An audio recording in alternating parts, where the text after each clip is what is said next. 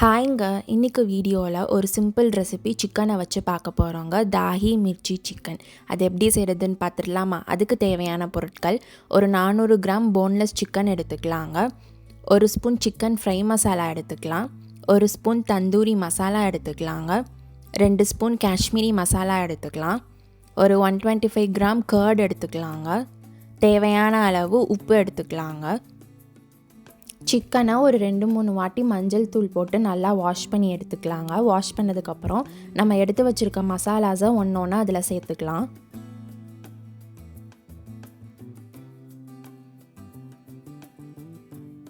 மசாலாஸ் எல்லாம் சேர்த்ததுக்கப்புறம் கர்டு சேர்த்துக்கலாங்க. சேர்த்துட்டு சிக்கனோட இந்த கர்டும் மசாலாவும் மிக்ஸ் ஆகணுங்க. ஸோ நம்ம நல்லா மிக்ஸ் பண்ணி எடுத்துக்கலாம்.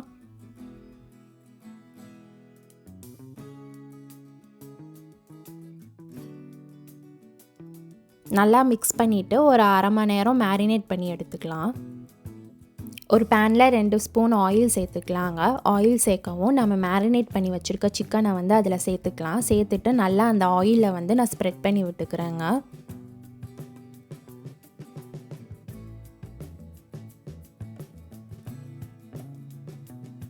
லோ ஃப்ளேமில் வச்சு இதை நம்ம குக் பண்ண போகிறோங்க. இதுக்கு நிறைய ஆயில் சேர்க்கணும்னு தேவையில்லை. நம்ம ரொம்ப டீப் ஃப்ரை பண்ண போகிறதில்ல.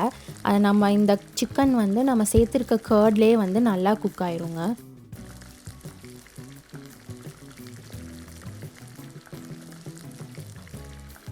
தயிர் நல்லா வற்றி பிரிஞ்சு வருங்க. அப்போ சிக்கனை அந்த கர்டோட நம்ம நல்லா மிக்ஸ் பண்ணி விட்டுக்கணும்.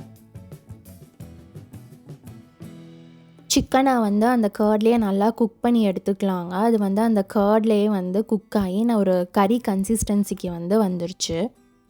நிறைய ஆயில் சேர்த்து டீப் ஃப்ரை பண்ணி சிக்கனை சாப்பிடாம இந்த மாதிரி ஒரு புது ஸ்டைலில் நீங்கள் அந்த டிஷ்ஷை ட்ரை பண்ணி பாருங்கள். கண்டிப்பாக உங்களுக்கு பிடிக்கும்.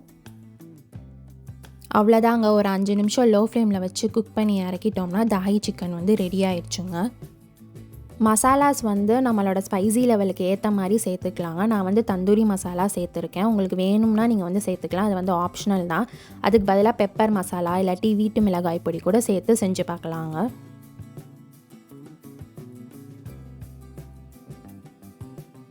சிக்கன் கர்டில் நல்லா குக் பண்ணி எடுத்துட்டோங்க. பீசஸ் எல்லாம் நல்லா பாயில் ஆகி ரொம்ப சாஃப்டாக இருக்குது.